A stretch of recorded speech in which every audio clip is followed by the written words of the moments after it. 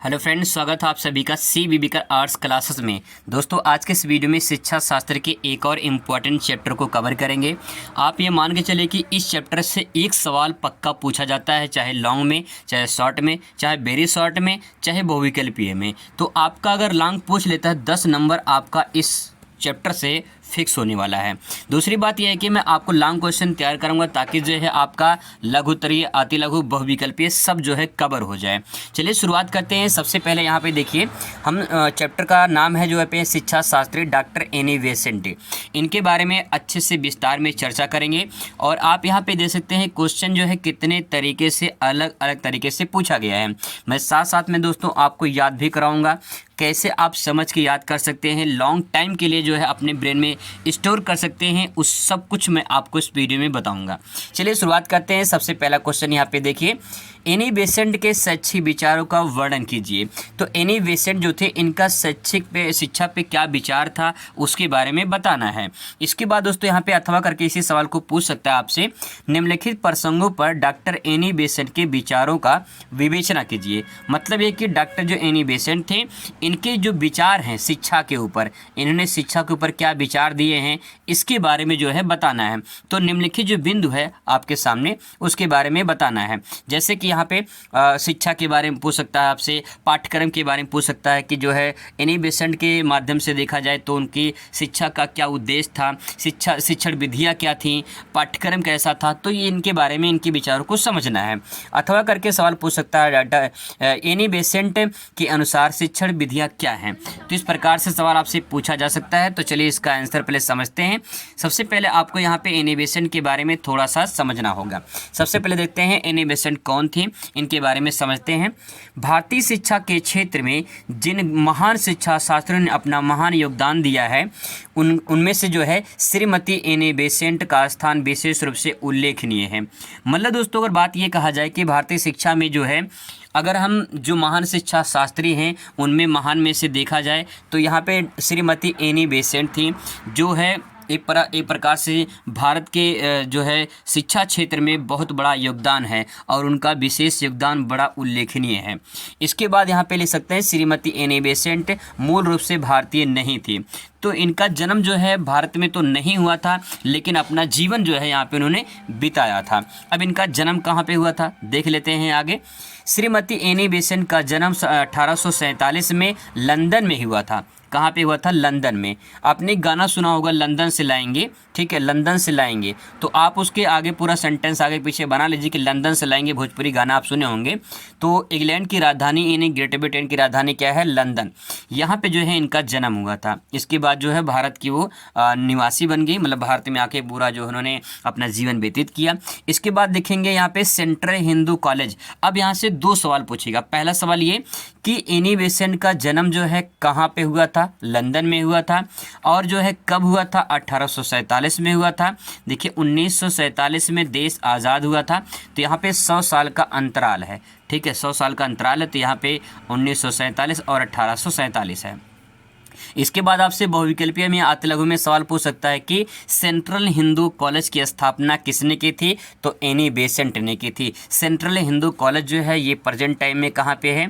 वाराणसी में है। और वाराणसी कहाँ पे है? यूपी में है, ठीक है। तो सेंट्रल हिंदू कॉलेज जो है वाराणसी में है। जो BHU के जो BHU यानी बनारस हिंदू विश्वविद्यालय है, BHU, इसे शॉर्ट फॉर्म में BHU कहा जाता है, उसी का जो है एक तरह से सेंटर है, ठीक है, जो है सेंट्रल हिंदू कॉलेज। इसके बाद दोस्तों इनके जो है एनी बेसेंट के द्वारा शिक्षा का क्या अर्थ है इसके बारे में चर्चा करेंगे।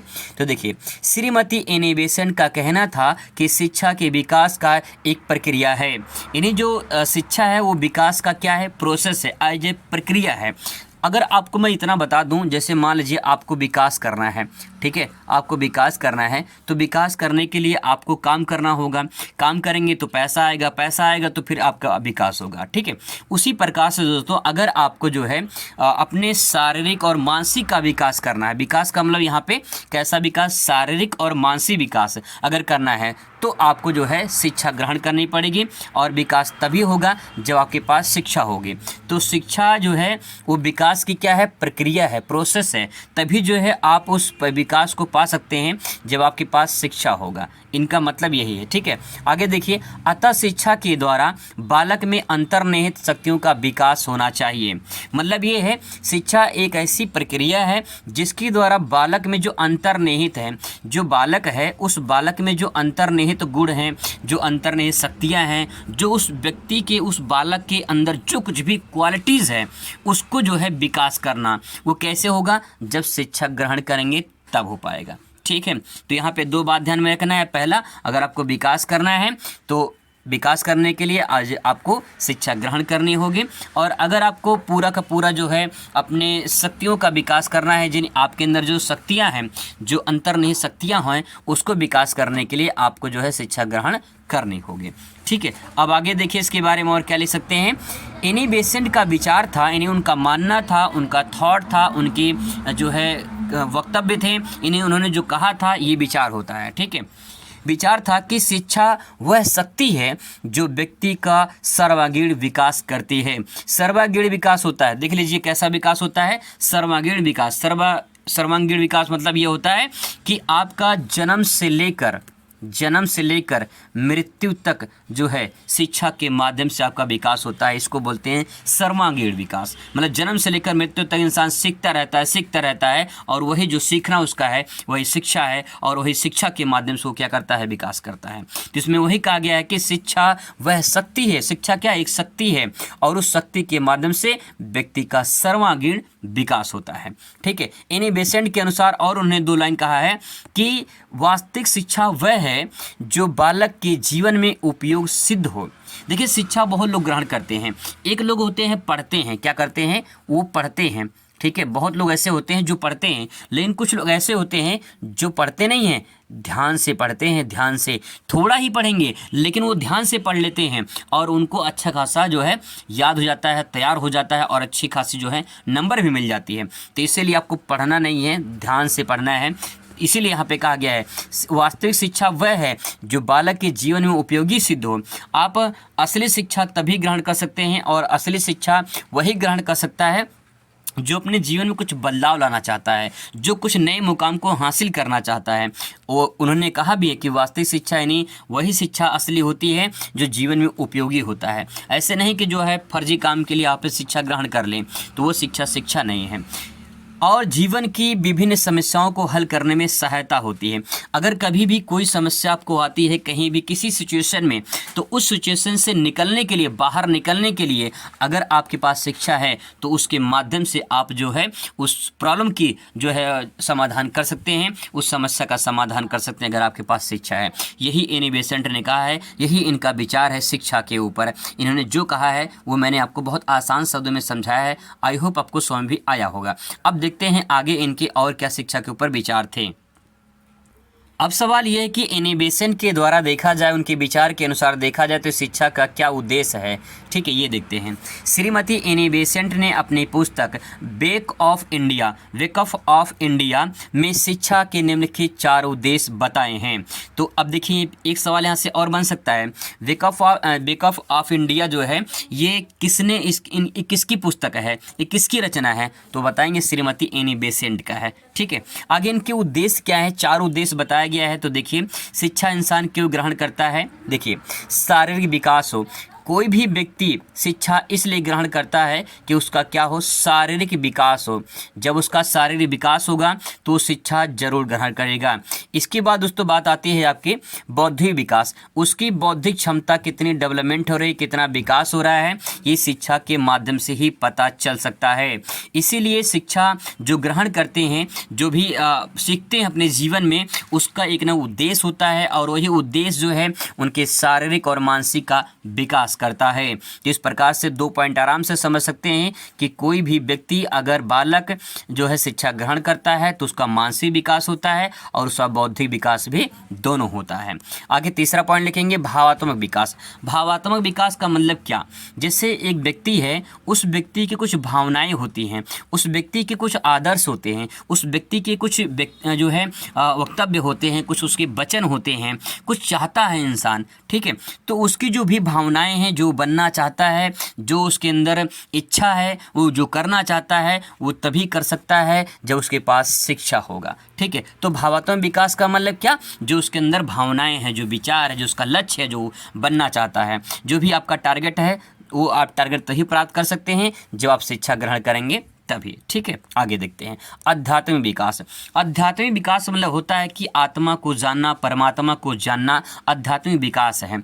आप शिक्षा ग्रहण करिए, ठीक है, और शिक्षा ग्रहण करने के बाद आप ये समझिए कि मैं कौन हूँ, मेरी आत्मा कौन है, परमात्मा कौन है, इस सृष्टि का रचनाकार कौन है। तो जब आप इस आध्यात्मिक से जुड़े ये शब्द को समझने की कोशिश करेंगे तो तभी समझ सकते हैं जब आपके पास शिक्षा होगा, ठीक है। तो दोस्तों ये 4 पॉइंट है, बहुत आसान शब्दों में आप समझ सकते हैं, बहुत ही सिंपल वर्ड में मैंने आपको बताया है, कोई रट्टा मार नहीं है। अगर इसके बारे में 2-2 3-3 लाइन लिखेंगे तभी जो आपका आंसर परफेक्ट माना जाएगा।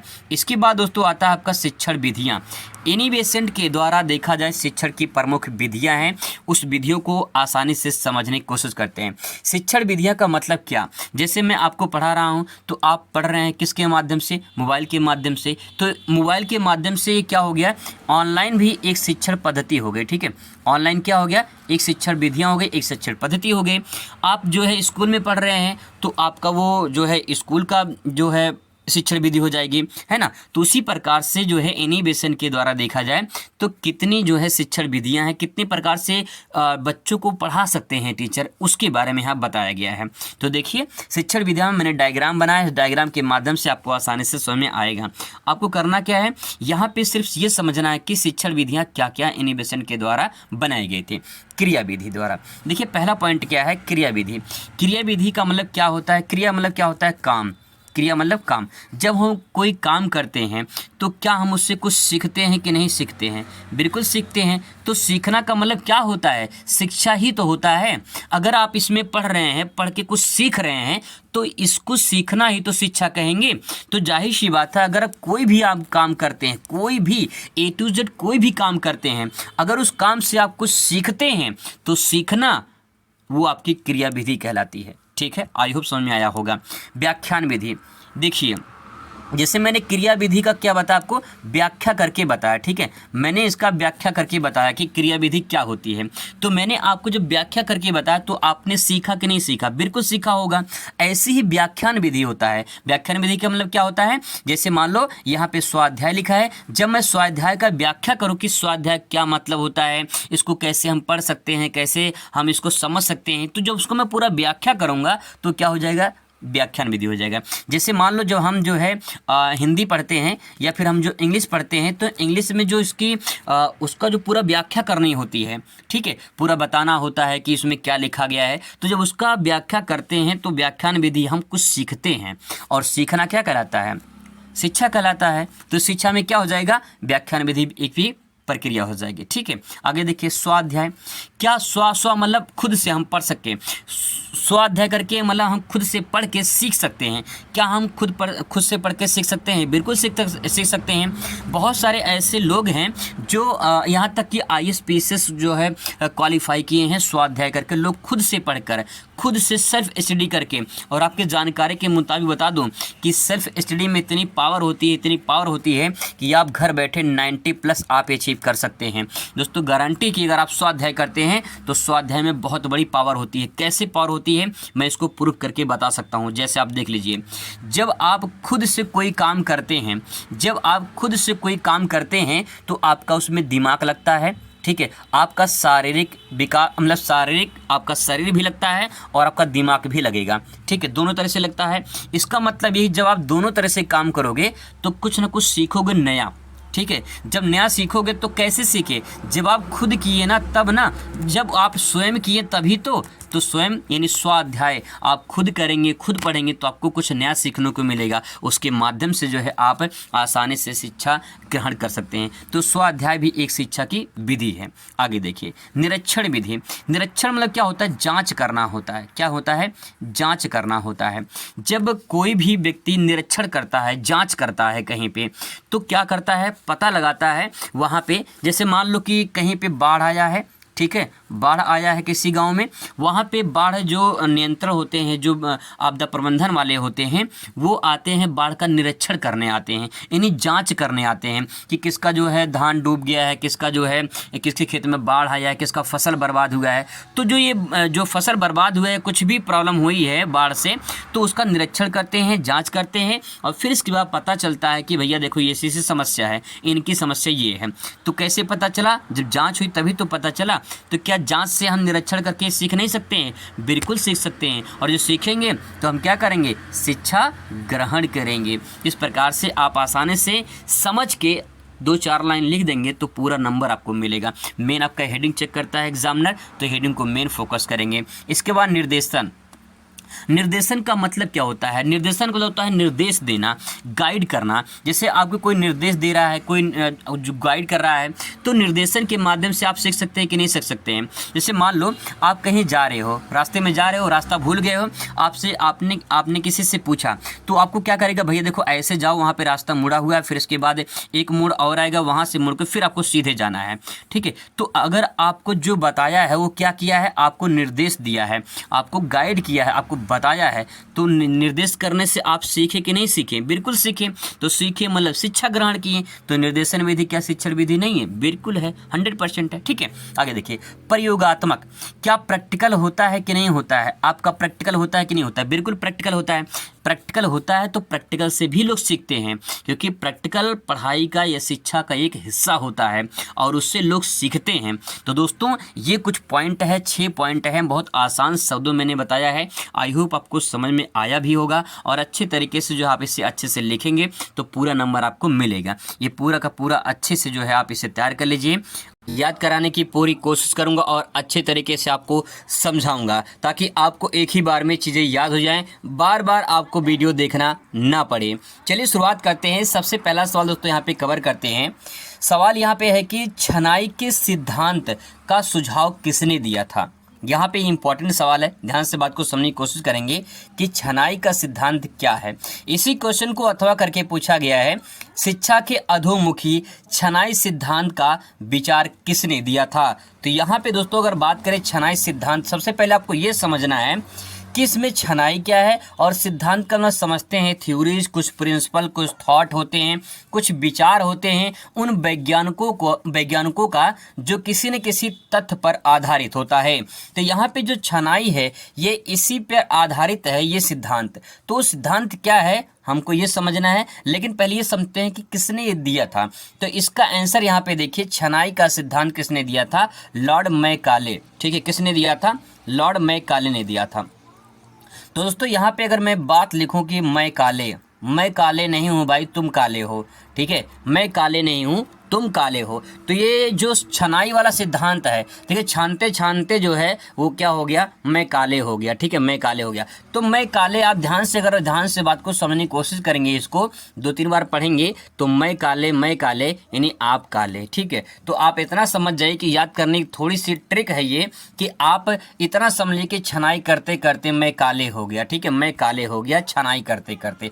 तो बस इतना समझ जाइए, पेपर में आएगा कि छनाई का सिद्धांत किसने दिया था, तो आप ऐसे लिख देना कि छनाई के सिद्धांत में छानते छानते मैं काले हो गया, ठीक है, मैं काले। बस आप इतना लिख देंगे मैं काले, तब भी जो है आपका आंसर परफेक्ट माना जाएगा। अब इसके बाद दोस्तों बात करते हैं कि छनाई का सिद्धांत जो है ये है क्या, इसके बारे में थोड़ा डिटेल में समझ लेते हैं। देखिए छनाई को हिंदी में यहाँ पे निस्यंदन कहते हैं, ठीक है, निस्यंदन कहते हैं। एक ऐसा सिद्धांत है जो यह मानता है कि ज्ञान शिक्षित वर्ग से ही जनता तक पूर्व के स्वतंत्र प्रयासों के माध्यम से ही प्रसारित होता है। अर्थात दोस्तों यहाँ पे जो सेंटेंस लिखा गया है उसका मतलब क्या होता है, मैं थोड़ा सा आपको स्पष्ट कर दूं और क्लियर कर दूं कि यहाँ पे क्या बताना चाह रहा है। दोस्तों मैं अगर इसको क्लियर करूं तो अब बस आप ऐसे समझ लीजिए, जैसे मान लीजिए कोई एक व्यक्ति है, ठीक है, कोई एक व्यक्ति है, जो ये व्यक्ति है ये किसी दूसरे व्यक्ति को कुछ ज्ञान दे रहा है, कुछ इसको सिखा रहा है। तो बस आप इतना समझ जाइए, ये व्यक्ति जो है इस व्यक्ति को इसलिए सिखा रहा है क्योंकि ये व्यक्ति इसी के फिर दोबारा कंपनी में काम आने वाला है। ये इसका उद्देश्य है कि मैं जो काम सिखा रहा हूँ, इस काम को सीखने के बाद ये मेरे ही कंपनी में काम करेगा, इसीलिए ये व्यक्ति इस व्यक्ति को काम सिखा रहा है। तो दोस्तों इसका मतलब बस इतना समझ लीजिए कि जो छनाई सिद्धांत है, इस सिद्धांत में इतना कहा गया जो शिक्षित वर्ग होते हैं वो शिक्षित वर्ग जनता को यानी किसी व्यक्ति को उतना ही शिक्षित करते हैं या उसी व्यक्ति को शिक्षित करते हैं जो व्यक्ति से उनको जितना काम होता है, जितना काम उनसे करवा सके उतना ही शिक्षित करते हैं। अर्थात दोस्तों अगर मैं थोड़ा सा और स्पष्ट करूं तो बस आप इतना समझ लीजिए, जो अंग्रेज थे यानी जब ब्रिटिश काल भारत में, जब ब्रिटिश शासन था भारत में, तो अंग्रेज क्या करते थे, भारतीय जनता को उतना ही जो है शिक्षित करते थे, भारतीय जनता को उतना ही शिक्षित करते थे जितना वो समझ सके और जितना उनसे कार्य हो सके। उनको पूरा नहीं शिक्षित करते थे, पूरा नहीं पढ़ाते थे, उनको इतना ही बताते थे, उतना ही इंग्लिश सिखाते थे जितना उनको जो है उनका काम हो जाए। तो अर्थात ये कह सकते हैं हम कि जो छनाई सिद्धांत है वो छनाई सिद्धांत ये कहना चाह रहा है कि किसी व्यक्ति को ज्ञान उतना ही कर देते हैं जितना उनको उनकी ज़रूरत पड़ती है, जितना उनको आवश्यकता है उनसे उतना ही शिक्षित करेंगे, उतना ही उनके बारे में बताएंगे। ठीक है, आई होप आपको क्लियर हो चुका होगा। तो ये किसने दिया था, मैं काले। कौन काले, मैं काले। मैं काले नहीं भाई, तुम काले। ठीक है, आगे देखिए 1854 की शिक्षा नीति की घोषणा किसने की थी। एक एक नंबर के सवाल हैं, बस फटाफट रिवीजन करना है। 1854 में शिक्षा नीति की घोषणा किसने की थी, तो आप यहाँ पे ध्यान से देखेंगे इसको। यहाँ पे लिखा है चार्ल्स वुड, यहाँ पे लाल्स वुड लिखा गया है, ये चार्ल्स वुड है। ठीक है, ये चार्ल्स वुड है, थोड़ा सेंटेंस मिस्टेक हो गया है, मैं बता दे रहा हूँ आपको, चार्ल्स वुड है। ठीक है, तो यहाँ पे ध्यान रखेंगे ये चार्ल्स वुड ने की थी। जो 1854 की शिक्षा नीति है वो किसने किया था, तो आंसर हो जाएगा चार्ल्स वुड ने किया था। अगला सवाल दोस्तों काफ़ी इंपॉर्टेंट है, इसको समझने की कोशिश करना आप लोग, क्योंकि ये एग्ज़ाम में पूछे जाने की 90% संभावना है। ठीक है, तो आप इसे एक बार ज़रूर देखें। चलिए समझने की कोशिश करते हैं। सवाल यहाँ पे दोस्तों पूछा गया है, भारत में शिक्षा के क्षेत्र में हंटर आयोग का महत्व माना जाता है। तो हंटर आयोग का महत्व क्या माना जाता है, इसके बारे में चर्चा करनी है। तो सबसे पहले दोस्तों आपको ये बता देते हैं कि जो हंटर आयोग है ये है क्या, थोड़ा डिटेल में समझ लेते हैं, तब इसके बाद महत्व को समझते हैं। क्योंकि पहले हम अगर ये नहीं समझेंगे कि हंटर आयोग क्या है, तब तक हम महत्व को नहीं समझ पाएंगे, जब तक उसके बारे में नहीं जानेंगे कि हंटर आयोग है क्या आखिर। ठीक है, आगे देखते हैं। सबसे पहले हंटर आयोग के बारे में समझना है। ये सिर्फ मैंने जो यहाँ पॉइंट लिखा है ये सिर्फ हंटर आयोग के बारे में समझने के लिए लिखा है, महत्व से शुरू होगा, आपको महत्व से लिखना होगा। तो चलिए देखते हैं हंटर आयोग के बारे में। हंटर आयोग जो है ये 1880 में लॉर्ड रिपन को भारत को गवर्नर जनरल जो है मनोनीत किया गया था। यानी 1880 की बात है, कब की बात है, 1880 की बात है। भारत में गवर्नर जनरल कौन बना, लॉर्ड रिपन को गवर्नर जनरल बनाया गया। उसी शासन काल में क्या हुआ था, आगे देखिए। उस समय उन्होंने भारतीय शिक्षा के विषय में एक कमीशन गठित किया। ठीक है, उन्होंने क्या किया, एक कमीशन की गठित किया, और जिसे भारतीय शिक्षा आयोग के नाम से जो है कहा जाता है। तो बस आप इतना समझ जाइए कि हंटर आयोग में देखा जाए तो लॉर्ड रिपन क्या थे, लॉर्ड रिपन के शासनकाल में, कब, 1880 में। 1880 में जो है एक कमीशन की गठन किया गया, मतलब एक बैठक की गई। उस बैठक में भारतीय शिक्षा आयोग की स्थापना की गई। ठीक है, अब देखिए उस टाइम पे अध्यक्ष कौन था, विलियम हंटर था। विलियम हंटर कौन था, अध्यक्ष था उस आयोग का, जो आयोग गठित की गई थी। लेकिन शासन किसका था, लॉर्ड रिपन का था। इस शासन काल में इस भारतीय शिक्षा के जो भारतीय शिक्षा थी इसके लिए जो है एक आयोग का गठन किया गया था। उस आयोग में अध्यक्ष जो अध्यक्षता के पद पे थे वो विलियम हंटर थे, इसीलिए जो है उसे हंटर आयोग के नाम से जाना गया। तो बस आप इतना समझिए, एक लाइन में अगर समझना चाहते हैं हंटर आयोग क्या है तो 1880 में लॉर्ड रिपन शासन काल में, यानी जब गवर्नर जनरल था लॉर्ड रिपन, उस टाइम पे भारतीय शिक्षा आयोग का गठन किया गया और उस टाइम पे अध्यक्ष कौन था? विलियम हंटर था, इसीलिए इसे हंटर कमीशन कहा जाता है। अब हंटर कमीशन में भारतीय शिक्षा क्या महत्व था, आइए महत्व को समझने की कोशिश करते हैं। अब बात करते हैं इसके महत्व को। तो महत्व में क्या है, देखिए हंटर कमीशन जब आया था तो हंटर कमीशन में जो है इसके द्वारा प्राथमिक शिक्षा, माध्यमिक शिक्षा, उच्च शिक्षा, स्त्री शिक्षा, मुस्लिम शिक्षा, विद्यालय में धन निर्धनों को, जो धन निर्धन है यानी जो निर्धन व्यक्ति बच्चे हैं उनको छात्रवृत्ति की सुविधा प्रदान की जाए। कि ये सब क्या है, इसके महत्व हैं। हंटर कमीशन जब आया था भारत में तो उस टाइम पे जो है प्राथमिक शिक्षा की शुरुआत हुई, माध्यमिक शिक्षा की शुरुआत हुई, उच्च शिक्षा की शुरुआत हुई, स्त्री शिक्षा का बढ़ावा मिला और मुस्लिम शिक्षा की बढ़ावा मिला, और जो विद्यालय में बच्चे पढ़ते थे, जो गरीब थे, जो निर्धन थे, उनको छात्रवृत्ति की सुविधा हंटर कमीशन में ही दी गई थी। तो काफ़ी इंपॉर्टेंट है, इसको आप हाईलाइट कर लीजिए, अच्छे तरीके से समझ गए होंगे। चलिए अगला प्रश्न कवर करते हैं। 2-3 प्रश्न दोस्तों बस एक लाइन का है, सिर्फ आपको समझना है, क्योंकि एक लाइन में ये बहुविकल्पीय में या फिर अति लघु में सवाल पूछा जा सकता है। सवाल यहाँ पे है भारतीय विश्वविद्यालय अधिनियम किस वर्ष पारित किया गया था? तो भारतीय विश्वविद्यालय अधिनियम जो है किस वर्ष आया था? तो ध्यान में रखेंगे आप लोग 1804 में आया था। ठीक है, 1804 में भारतीय विश्वविद्यालय अधिनियम आया था। इसके बाद जो है विश्वविद्यालय की स्थापना जो है, मतलब विश्वविद्यालय अधिनियम, जो विश्वविद्यालय के जो नियम बनाए जाएंगे वो 1804 में आया था। उससे पहले भी विश्वविद्यालय स्थापित हुए थे, लेकिन जो है अधिनियम जो बनाया गया वो 1904 में बनाया गया। ठीक है, आगे देखते हैं। अगला प्रश्न यहाँ पे है, किसने प्रथम महिला महाविद्यालय की स्थापना पूना में सन 1916 में की थी? तो यहाँ पे डी.के. कर्वे ने किया था। डी.के. कर्वे ने, कौन कर्वे? डी.के. कर्वे ने किया था। कब? 1916 में किया था।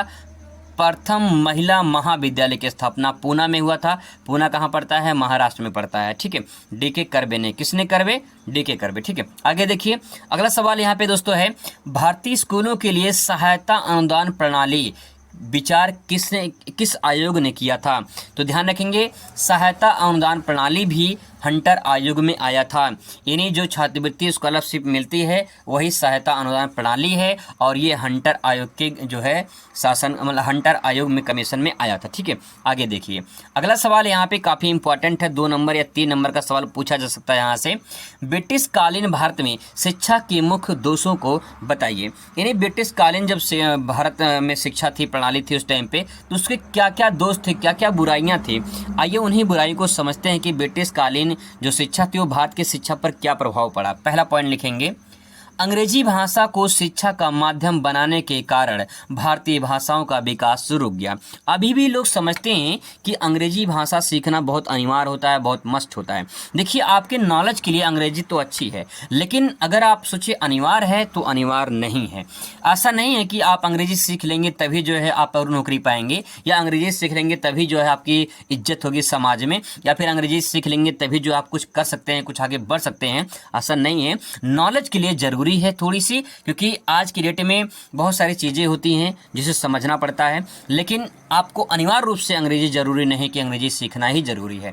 तो आप अंग्रेजी अगर नहीं लिए हैं तो कोई दिक्कत की बात नहीं है, बिना अंग्रेजी के भी आप नौकरी पा सकते हैं। हाँ, अगर आप सीखना चाहते हैं, आपकी चेष्टा है तो आप सीख सकते हैं, लेकिन अनिवार्य नहीं है। तो यहाँ पहला पॉइंट ये हो जाएगा कि अंग्रेजी भाषा को शिक्षा का माध्यम में बनाने के कारण भारतीय भाषाओं का विकास रुक गया। आप सभी जानते हैं भारतीय भाषाएं जो हैं वो उसकी जो भाषा, स्थानीय जो भाषा होती है, उसका विकास में कहीं रुकावट पैदा हुई है। अब तो बहुत ज़्यादा बढ़ावा मिला है हिंदी का, लेकिन जो है जब ब्रिटिश काल थी तो उस टाइम पे सिर्फ अंग्रेजी ही बोली जाती थी, अंग्रेजी भाषा में ही जो है शिक्षा ग्रहण लोग करते थे। अगला पॉइंट लिख सकते हैं यहाँ पे, भारतीय शिक्षा प्रणाली जनसाधारण के विकास में असफल रहे। ये जो शिक्षा प्रणाली थी, अभी मैंने आपको बताया था कि लोगों को इतना ही शिक्षित करते थे, छनाई सिद्धांत वाले जो है बात को ध्यान रखेंगे। शिक्षा प्रणाली में देखा जाए तो इतना ही लोगों को शिक्षित करते थे, इतने लोगों को शिक्षित करते थे जितना उनको आवश्यकता है, जितने लोगों को उनकी आवश्यकता है उन्हीं लोगों को उतना ही शिक्षित करते थे जिनको जितनी जरूरत पड़ती थी। जैसे मान लो 10 व्यक्ति को उनको आवश्यकता है, ठीक है, उनको बस इतना जानना है कि थोड़ा सा बस जान लें कि कैसे सामान को बेचना है, कैसे क्या करना है, बस उतना जानना है, तो उनको 10 लोग को ही उतनी भाषा ही सिखाते थे जिनकी उतना जरूरत थी, जिनसे उतना काम लेना था। उनको पूरा शिक्षित नहीं करते थे, वो जानते थे कि अगर भारतीय सीख जाएंगे तो दिक्कत हो जाएगी हमारे लिए। देखिए क्योंकि शिक्षा अगर लोग ग्रहण करते हैं तो कोई किसी को शोषण नहीं कर सकता है, क्योंकि लोग समझते हैं कि सही क्या है और गलत क्या है, तो उसके आधार पे लोग डिसीजन लेते थे। तो यहाँ पे शिक्षा प्रणाली जो है वो जनसाधारण तक नहीं पहुंची, इसीलिए जो है ये असफल भी रहे। आगे देखिए यहाँ पे अगला पॉइंट ले सकते हैं। यहाँ पे तीसरा पॉइंट है ब्रिटिश कालीन शिक्षा के प्रभाव से हमारी राष्ट्रीय और सांस्कृतिक विशेषताएं थी वो नष्ट हो गई हैं। बहुत सारी चीज़ें हैं। देखिए जो ब्रिटिश काल आए थे ये कहाँ से आए थे? यूरोप से आए थे, ठीक है। और अगर संसार का मैप देखेंगे तो जो यूरोप है वो यूरोप इधर है, ठीक है, यूरोप इधर है और भारत जो है इधर है, ठीक है, भारत इधर है।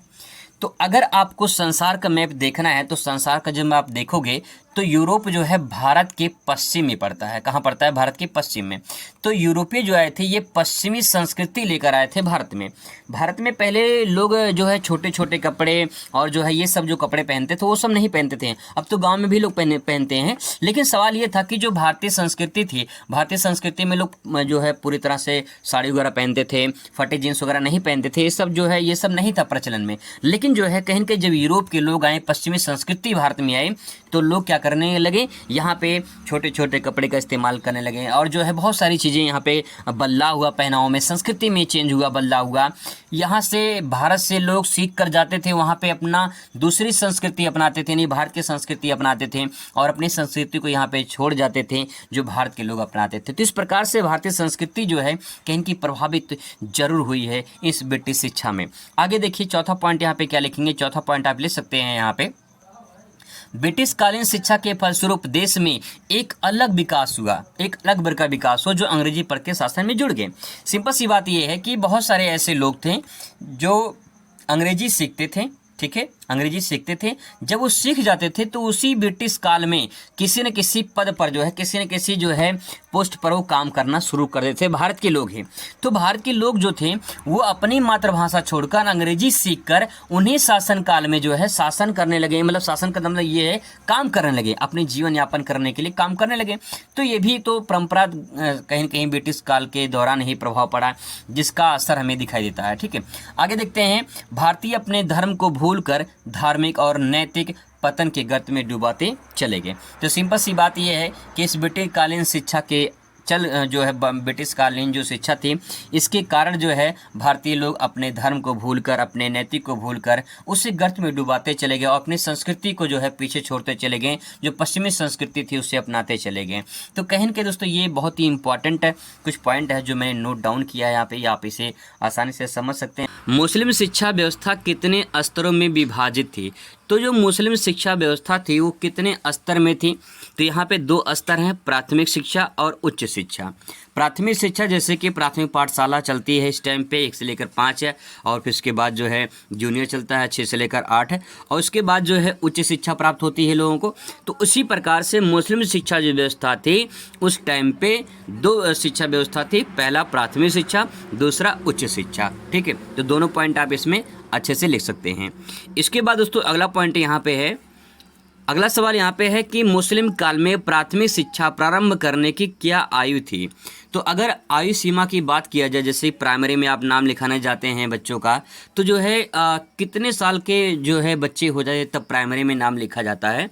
तो मुश्किल से 5 साल, ठीक है, 5 साल के बच्चे हो जाते हैं तो प्राइमरी में नाम उनका लिखाते हैं।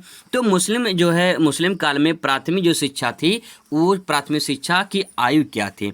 तो 4 वर्ष 4 माह जो है इसकी आयु थी। ध्यान रखेंगे 4 वर्ष 4 माह जो है प्राथमिक शिक्षा में जो है ये जो है एडमिशन कराते थे मुस्लिम शिक्षा व्यवस्था में। तो 4 आप ध्यान रखेंगे, 4 वर्ष 4 माह।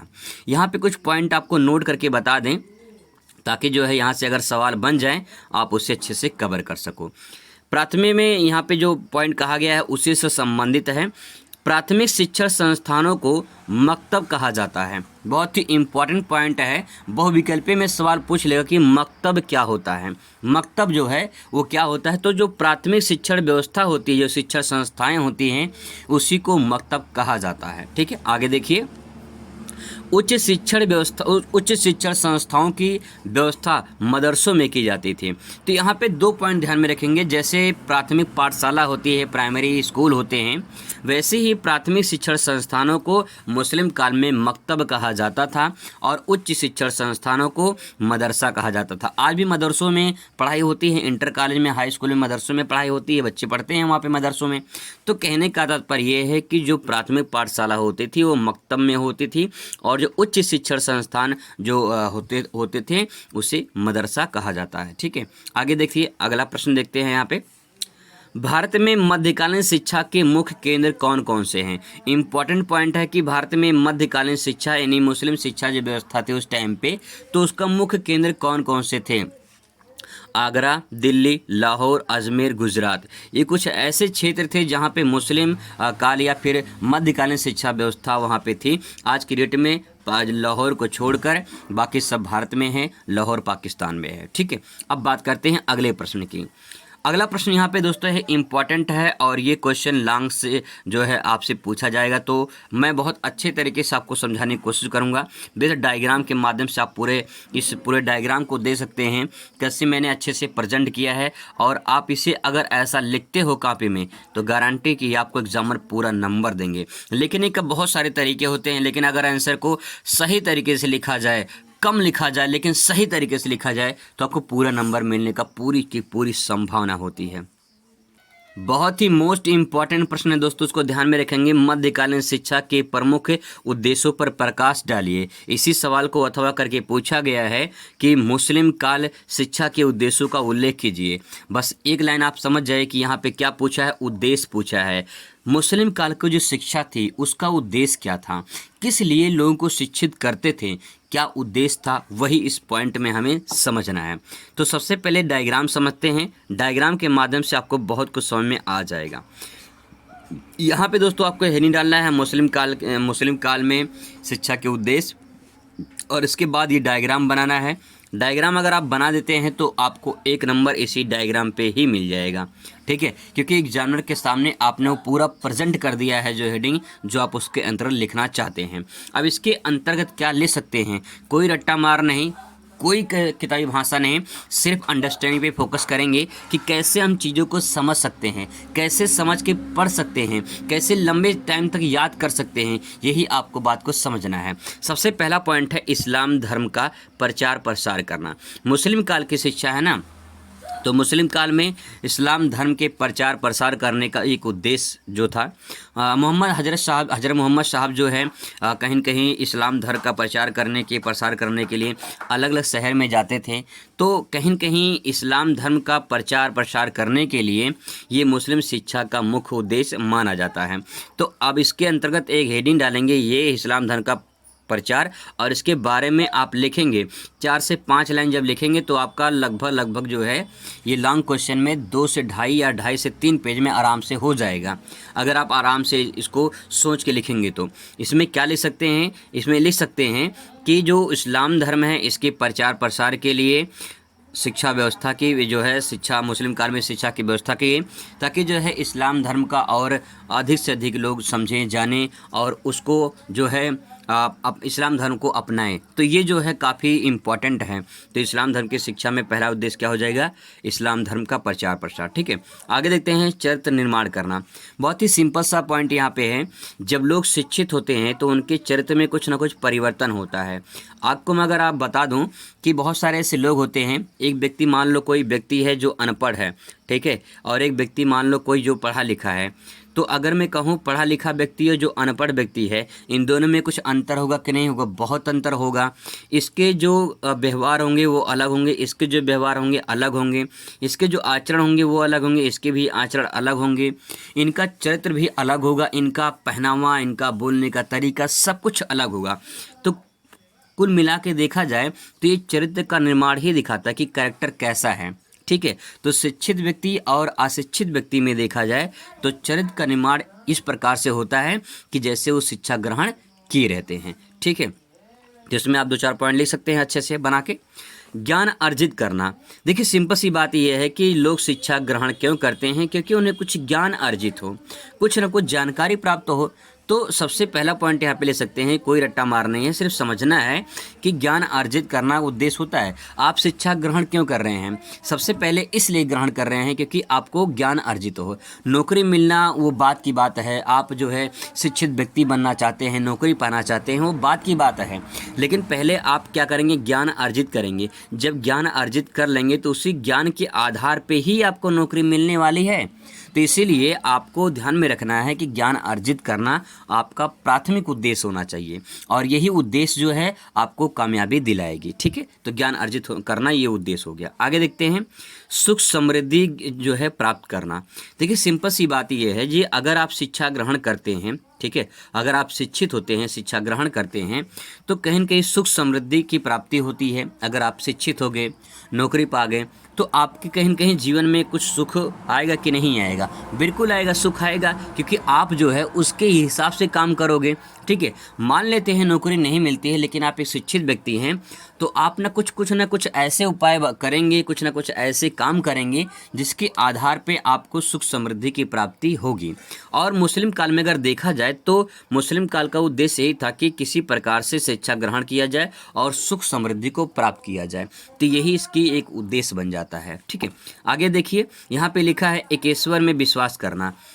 मुस्लिम काल व्यवस्था में एक ईश्वर विश्वास करना का मतलब होता है एक ईश्वर में मानना, अल्लाह एक है और अल्लाह को ही लोग मानते थे, ईश्वर को मानते थे। तो वही चीज़ यहाँ पे आती है कि जो है एक ईश्वर को मानना। जो अलग अलग धर्म में अलग अलग जो है ईश्वर को मानते हैं, अलग अलग जो है प्रकृति को मानते हैं, तो उसमें जो है इन्होंने कहा है कि एक ईश्वर है, ईश्वर एक है, यानी अल्लाह एक है, और अल्लाह जो है वही सबको जो है मदद करता है, वही सबका रखवाला है। तो इस प्रकार से जो है एक ईश्वर में विश्वास करते थे। तो ये कुल मिला के देखा जाए यहाँ पे जो 5 पॉइंट है, इस 5 पॉइंट को आप अगर ऐसे प्रेजेंट करोगे, फिर इसके बाद इसको हेडिंग डाल के अच्छे से 4-5 लाइन आराम से लिखोगे तो आपको दिक्कत नहीं होगी और अच्छा खासा आपको नंबर मिलेगा। ध्यान रखना दोस्तों, अगर आप जब लिखते हैं ना तो पूरी कॉपी जब भर देते हैं तो आपको जो है अच्छे नंबर मिलते हैं, और इतनी फास्ट कॉपी चेकिंग होती है बोर्ड की कि उतना ध्यान से कोई पढ़ता नहीं है। लेकिन अगर आप डायग्राम वगैरह प्रयोग किए हैं तो आपको अच्छे तरीके से नंबर मिलता है। यही बहुत बहुत इम्पॉर्टेंट होता है। आगे देखते हैं, अगला प्रश्न देखते हैं। यहाँ पे अगला प्रश्न बहुत ही इंपॉर्टेंट है, इसको मैंने डायग्राम के माध्यम से भी प्रेजेंट किया है। जो मध्यकालीन मुस्लिम शिक्षा की व्यवस्था है उसकी विशेषता क्या है? तो सिंपल सी बात यह है कि मुस्लिम काल की शिक्षा की विशेषता क्या है। अभी हम लोगों ने इसके बारे में समझा कि मुस्लिम काल की उद्देश्य क्या है। अब समझ रहे हैं कि विशेषता क्या है, मतलब कि उसमें कुछ क्या विशेष बात थी, वही बात को यहाँ पे समझना है। तो सबसे पहले यहाँ पे हेडिंग डालेंगे मध्यकालीन मुस्लिम शिक्षा की विशेषताएं, और पहला पॉइंट लिखेंगे शिक्षा का उद्देश्य। देखिए उद्देश्य और विशेषताएं लगभग आपको मिलेंगी, ठीक है। तो आपको समझने की कोशिश करना है। विशेषताओं में भी उद्देश्य का पॉइंट और उद्देश्य में विशेषताओं का पॉइंट जो है ऐड कर सकते हैं, कोई दिक्कत नहीं होगा। सबसे पहला पॉइंट यहाँ पे शिक्षा का उद्देश्य।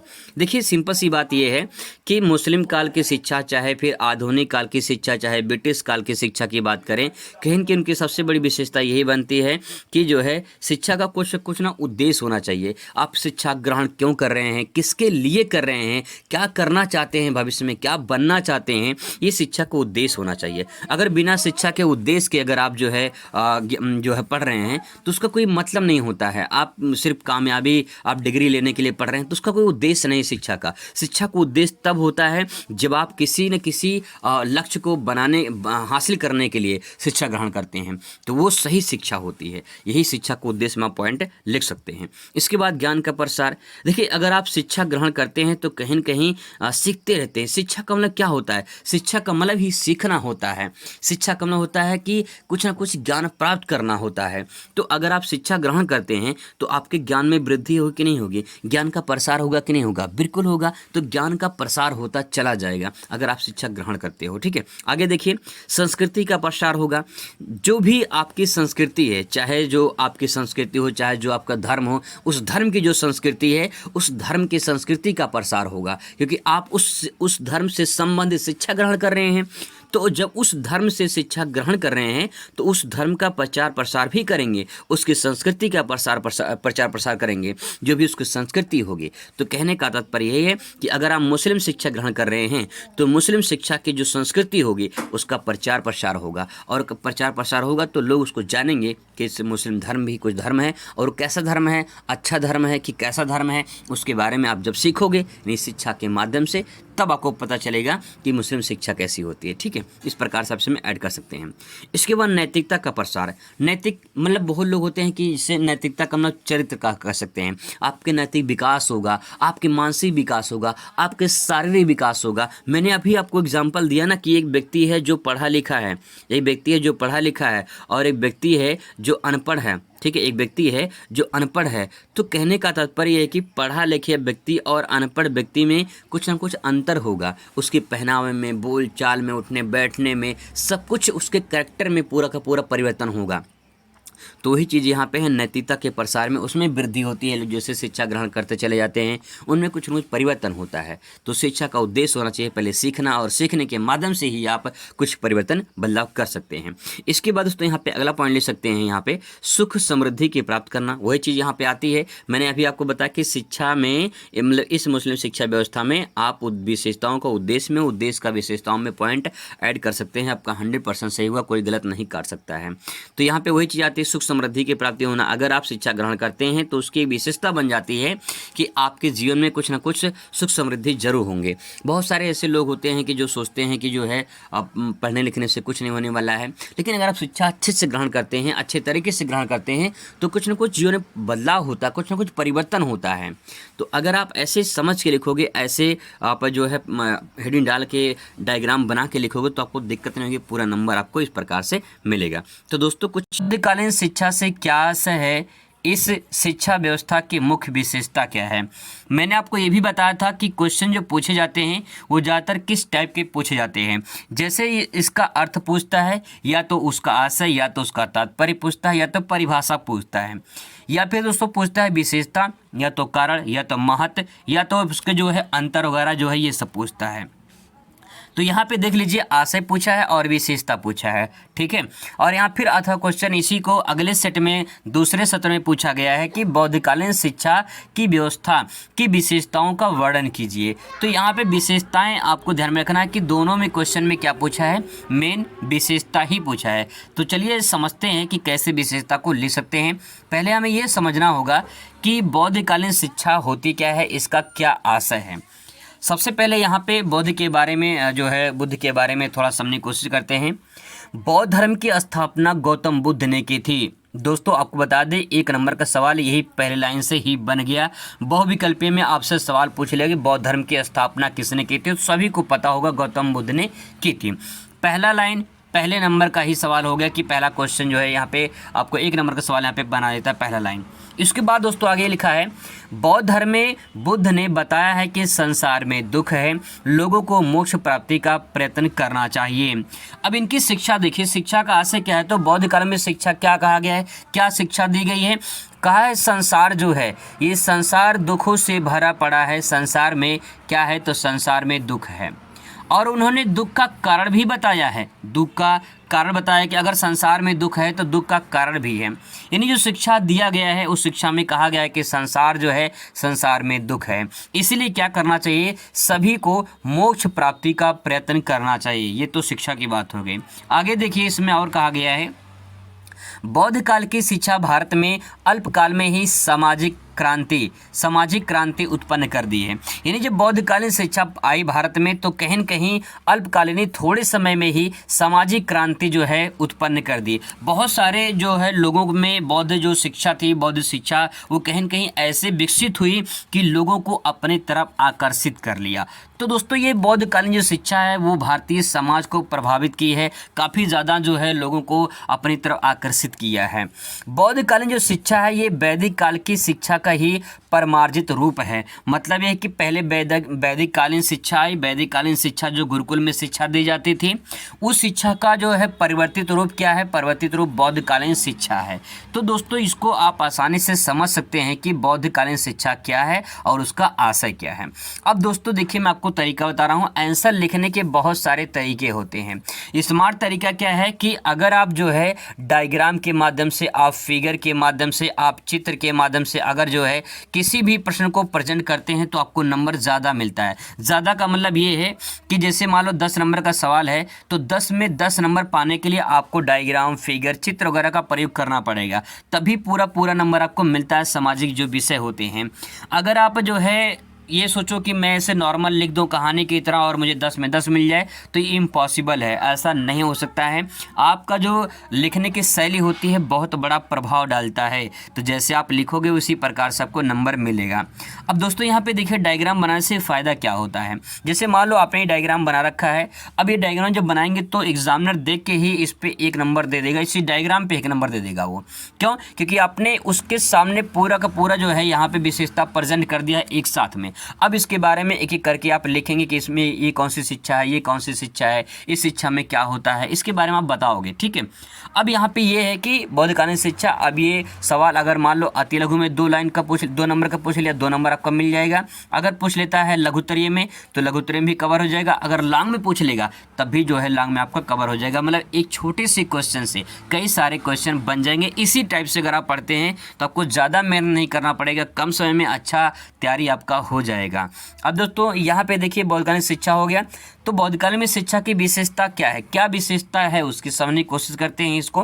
पहली विशेषता है कि शिक्षा का समान अवसर सबको मिलना चाहिए। बहुत सिंपल सी बात यह है कि बौद्ध कालीन शिक्षा का उद्देश्य क्या था, उसका विशेषता ये है कि सभी को समान शिक्षा मिलना चाहिए। जो समाज है, समाज में जो लोग हैं, उन लोगों को शिक्षा ग्रहण करने का हक है और सभी को समान रूप से शिक्षा मिलनी चाहिए। तो आप इस पॉइंट में ऐसा लिख सकते हैं, 2-3 लाइन आराम से लिख सकते हैं। इसके बाद दोस्तों आता है दूसरा पॉइंट, गुरु शिष्य का संबंध। देखिए बौद्ध कालीन शिक्षा में गुरु और शिष्य का संबंध जो है वो कहीं न कहीं वैदिक काल से जो चली आ रही थी परंपरा, उसी परंपरा को आगे बढ़ाने की एक जो है परिमार्जित किया गया है, मतलब उसको बदलाव किया गया है। तो गुरु और जो शिष्य होते हैं उनका जो संबंध होता है वो संबंध ऐसा संबंध होना चाहिए कि कहीं न कहीं गुरु है और शिष्य शिष्य है। आज के डेट में तो गुरु से कहीं नहीं, शिष्य जो होते हैं वो तो डरते ही नहीं हैं। दूसरी बात ये है कि कहीं कि अगर मान लो गुरु कहीं डांट देता है, कहीं मार देता है, तो शिष्य बाहर जो है खड़े जाते हैं मारने के लिए। तो वह जो आज की डेट की शिक्षा है वो कहीं कि बहुत अलग है, कलयुग का ज़माना है। लेकिन जो बौद्ध कालीन शिक्षा थी वो गुरु शिष्य में अच्छे संबंध हुआ करते थे। अगला पॉइंट दोस्तों यहाँ पे ले सकते हैं स्त्री शिक्षा।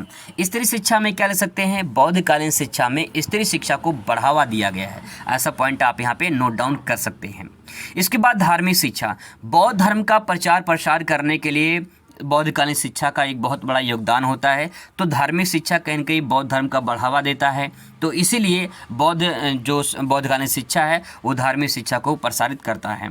आगे ले सकते हैं सामाजिक विकास। सामाजिक विकास कैसे होगा, देखिए जब शिक्षा होगा तो शिक्षा के माध्यम से समाज का विकास होगा, ठीक है। और समाज का विकास होगा तो कहीं न कहीं लोगों की जो भावनाएं हैं वो विकसित होंगी, और लोगों की भावनाएं विकसित होंगी तो समाज भी विकसित होगा, ठीक है। तो सिंपल सी बात यह है कि शिक्षा एक ऐसा हथियार है जिसके माध्यम से लोग अपने आप को मजबूत बनाते हैं, और जब लोग मजबूत बनते हैं तो लोग कहाँ रहते हैं, समाज में रहते हैं, तो समाज भी क्या होगा, समाज मजबूत बनेगा, समाज का क्या होगा, समाज का विकास होगा, ठीक है। आगे देखिए व्यापक शिक्षा।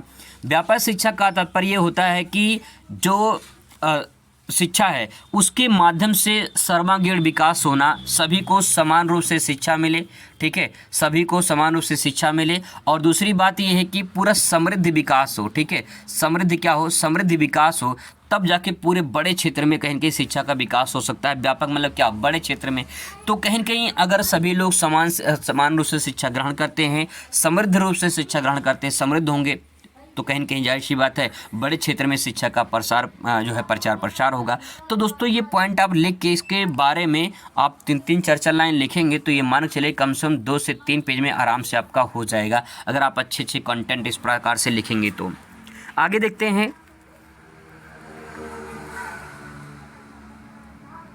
दोस्तों यहाँ पे देख सकते हैं अगला क्वेश्चन है, बौद्ध कालीन में स्थापित किन्हीं दो प्रमुख विश्वविद्यालयों के नाम बताइए।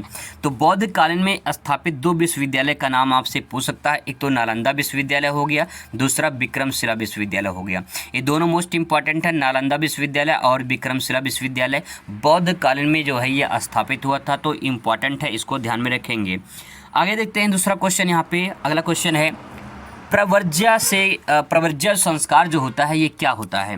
इसके बारे में आपसे सवाल अलग से भी पूछ सकता है कि प्रव्रज्या संस्कार जो होता है वो क्या है। तो इसका अर्थ देखिए, बहुत सिंपल वर्ड मैंने लिखा है प्रव्रज्या संस्कार का।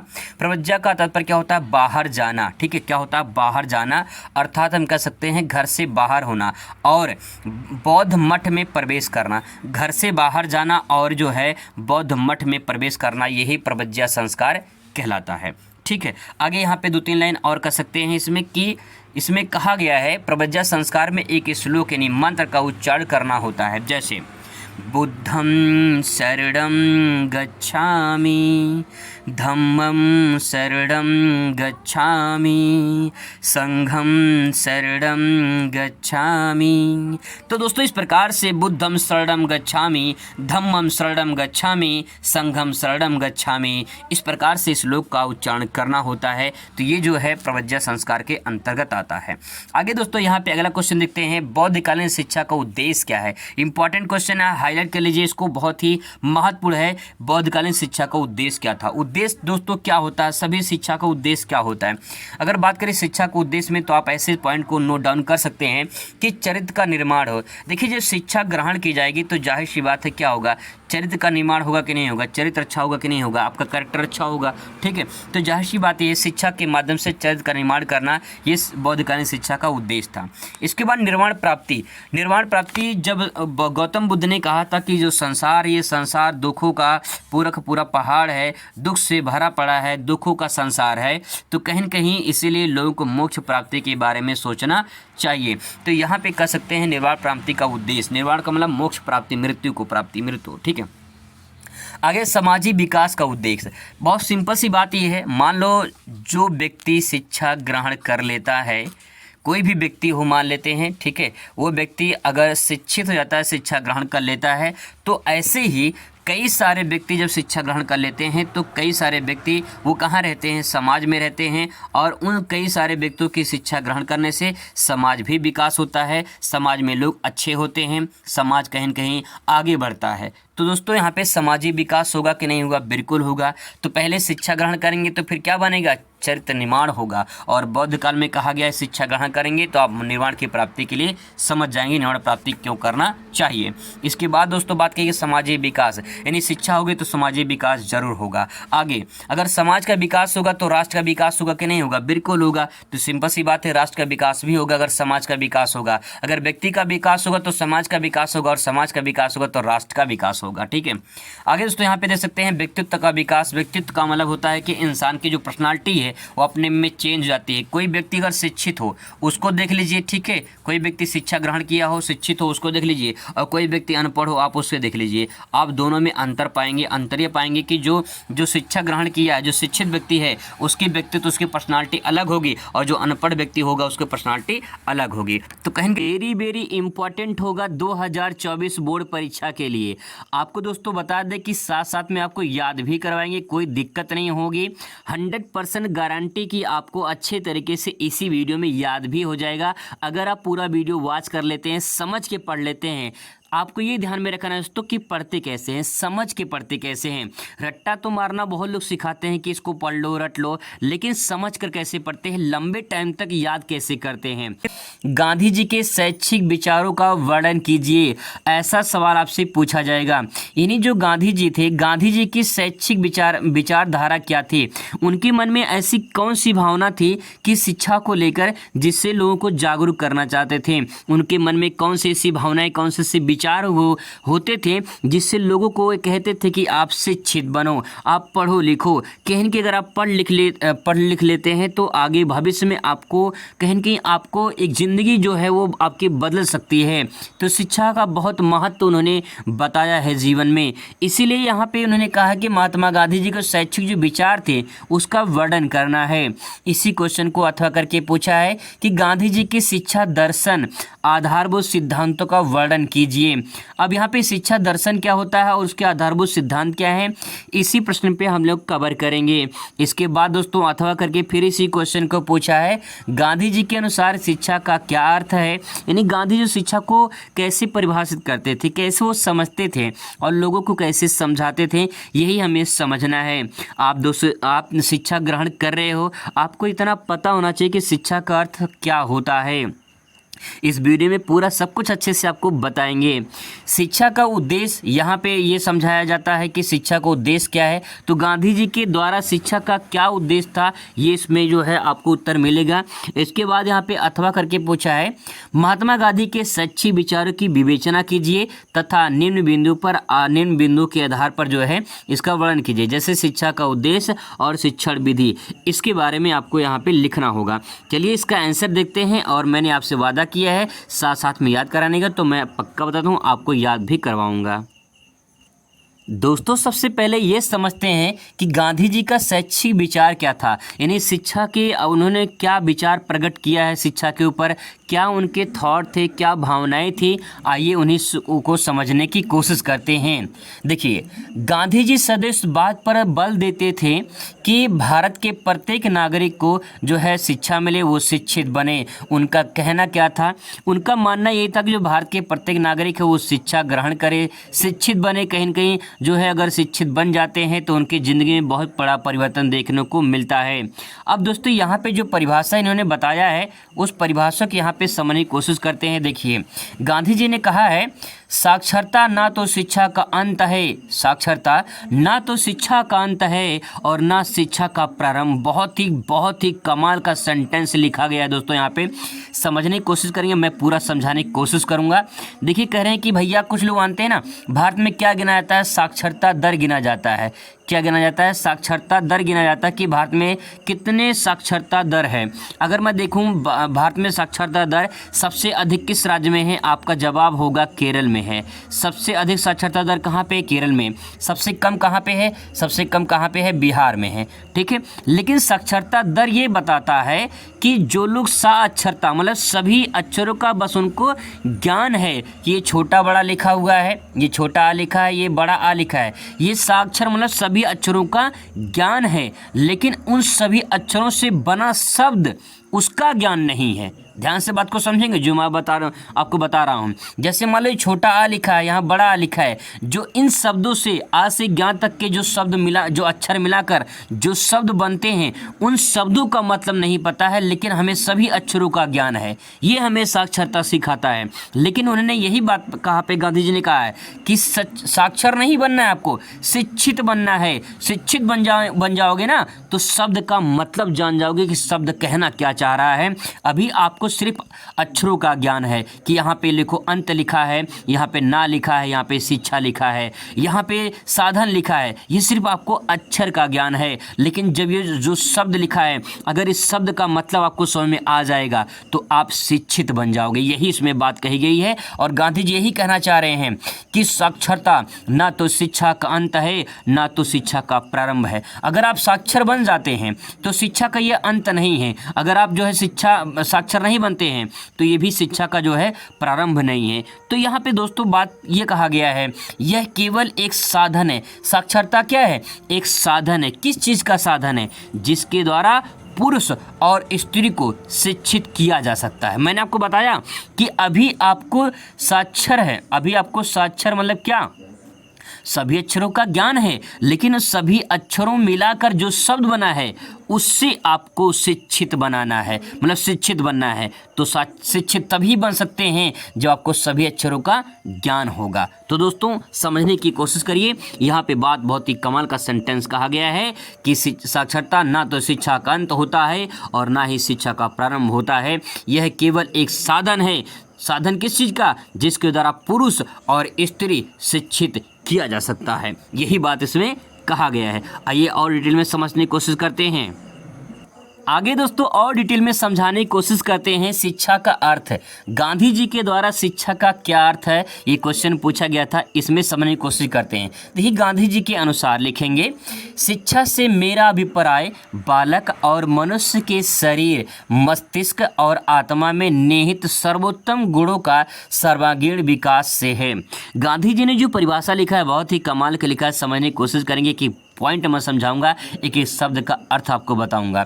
गांधी जी ने कहा कि शिक्षा से मेरा अभिप्राय, इन्होंने कहा कि जो मेरा अभिप्राय है, जो मेरा आशय है वो क्या है? बालक। ठीक है, बालक और मनुष्य का जो शरीर होता है, देखिए बालक का जो शरीर होता है वो थोड़ा सा अलग होता है, लेकिन जो मनुष्य होता है उस मनुष्य का शरीर जो होता है वो थोड़ा सा अलग टाइप का होता है। क्योंकि बालक की जो मानसिकता होती है वो उसकी शारीरिक मानसिक विकास अलग होती है, और जो मनुष्य होता है उसका अलग होता है। मनुष्य मतलब व्यक्ति मान लीजिए। ठीक है, तो यहाँ पे कहा है कि ये बालक और मनुष्य के जो शरीर होते हैं, शरीर का जो मस्तिष्क होता है, यानी बालक का मस्तिष्क और किसी व्यक्ति का मस्तिष्क देखा जाए तो उसके जो उसकी उम्र होती है, जो उसकी शरीर होती है, उसी के अनुसार उसका मस्तिष्क विकास करता है।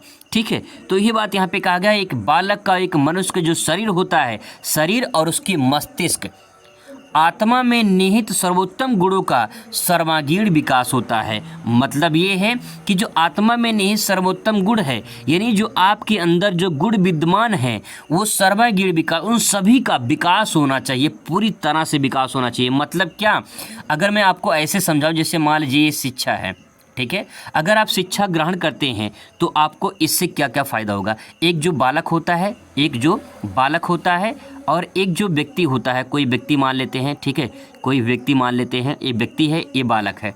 ठीक है, अब इस बालक का शरीर विकास करेगा। ठीक है, इस बालक का क्या विकास करेगा? शरीर विकास करेगा। इसका जो है मस्तिष्क भी विकास करेगा, कि वो जैसे वो पढ़े लिखेगा, जिस प्रकार से शिक्षा ग्रहण करेगा, वैसे ही उसका शरीर ग्रो करेगा, वैसे उसका मस्तिष्क विकास करेगा। किसके द्वारा? शिक्षा के द्वारा। तो गांधी जी ने यही तो बात कहा है कि शिक्षा से मेरा अभिप्राय किसी बालक का या मनुष्य के जो शरीर होता है और जो मस्तिष्क होता है और जो आत्मा होती है, आत्मा में जो निहित गुण होते हैं, यानी जो अंदर से आपके आत्मा कहती है थोड़ा पढ़ ले, थोड़ा मेहनत कर ले, कुछ बन जाए, टॉपर बन जाए, कुछ कर ले, ज़िंदगी में कुछ बनना है। ये कौन कहता है? ये आत्मा कहती है। ये कैसे कह रही है? किसके द्वारा कह रही है? शिक्षा के द्वारा कह रही है। अगर आप शिक्षित ना हो तो आपकी जुबान से, आपकी आत्मा से ऐसी आवाज़ नहीं आएगी, क्योंकि आप क्या हैं?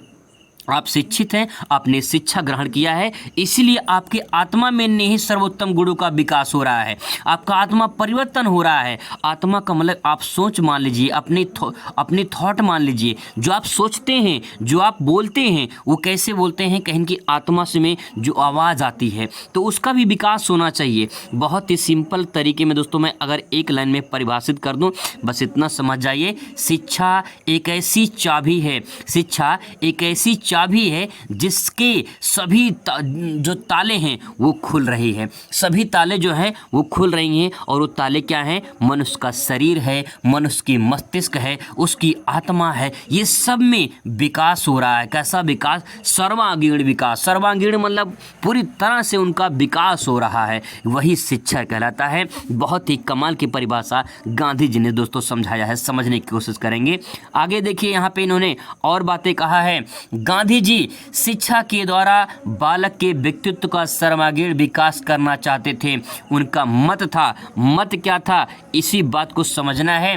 उनका मत मतलब विचार था। उनका विचार ये था कि सच्ची शिक्षा वह है जो बालकों को आध्यात्मिक, मानसिक, शारीरिक शक्तियों के व्यक्त और प्रोत्साहित करे। यानी जो शिक्षा है, शिक्षा वह सच्ची श्रद्धा है या शक्ति है या साधन है जो बालक को आध्यात्मिक का मतलब अध्यात्म की ओर ले जाना, ठीक है, मानसिक और शारीरिक विकास हो, उसे कहते हैं शिक्षा।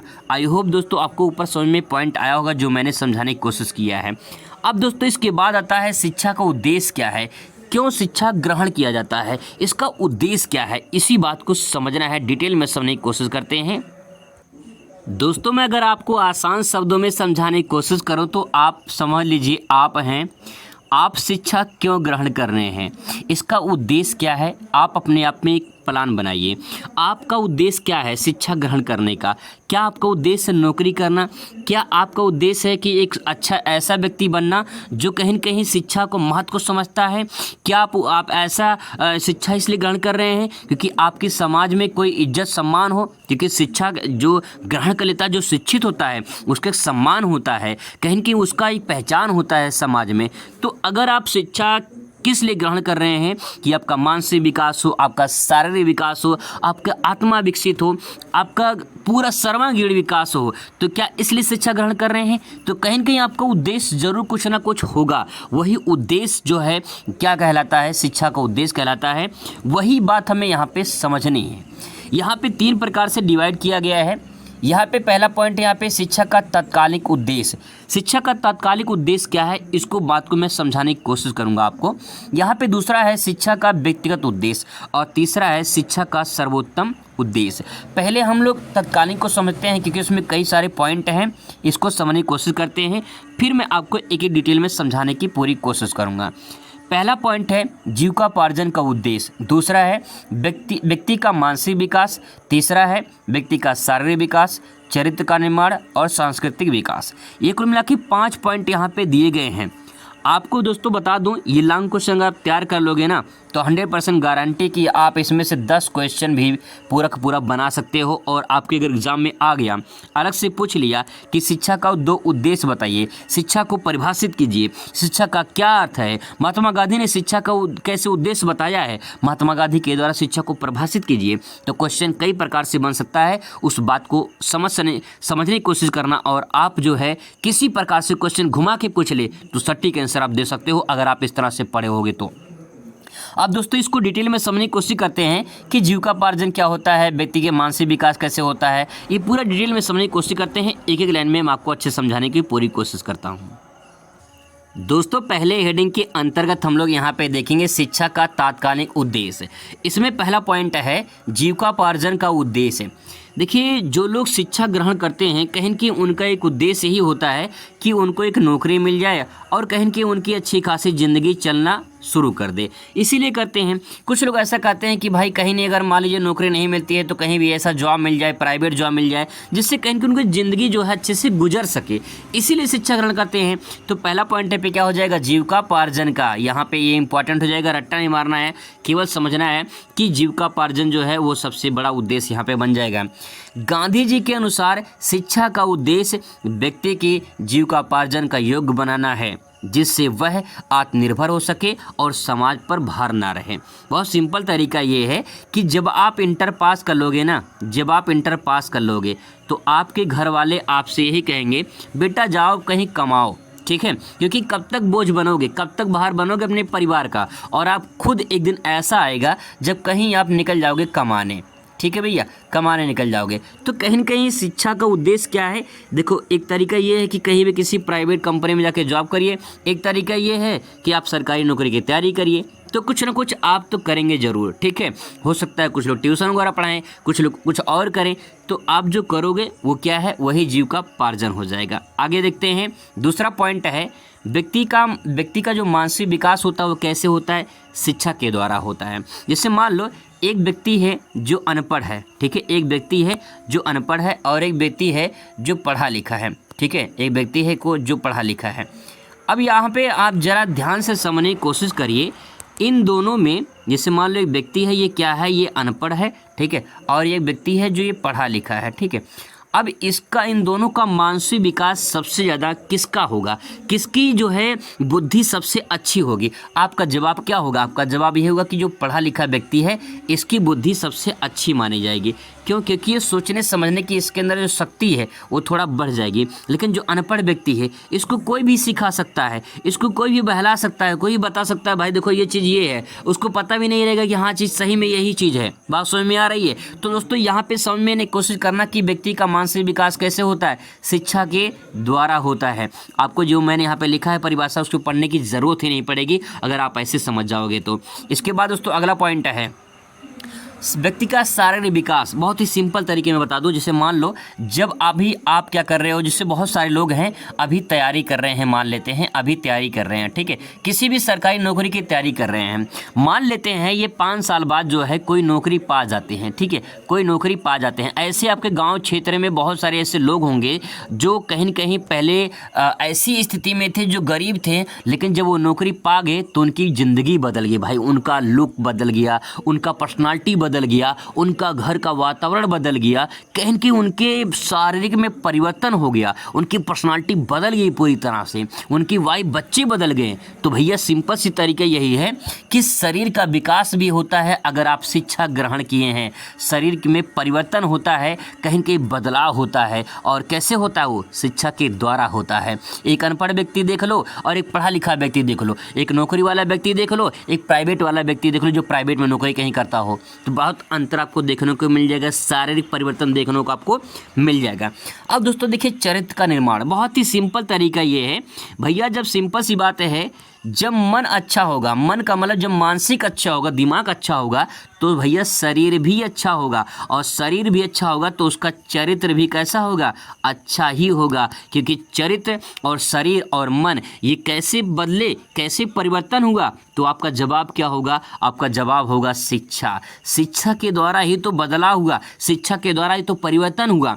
कहीं न कहीं अगर शरीर बदल रहा है तो मन भी बदलेगा, और जब मन बदलेगा तो सिंपल सी बात है दोस्तों, परिवर्तन जरूर होगा किसमें? चरित्र में। तो यहाँ पे चरित्र का क्या होगा? निर्माण होगा। इसको पढ़ने की जरूरत ही नहीं है, समझ लीजिए बस इतना। सांस्कृतिक परिवर्तन, सांस्कृतिक विकास।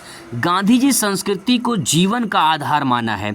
जिसका विकास होगा उसका, जैसे जिसका विकास शिक्षा के द्वारा संभव होता है। संस्कृति, जो संस्कृति होती है, हर धर्म में अपनी संस्कृति होती है, हर धर्म की अलग अलग पहचान होती है। उस संस्कृति को पहचान दिलाने वाला कौन है? किसके द्वारा होगा? शिक्षा के द्वारा ही होगा।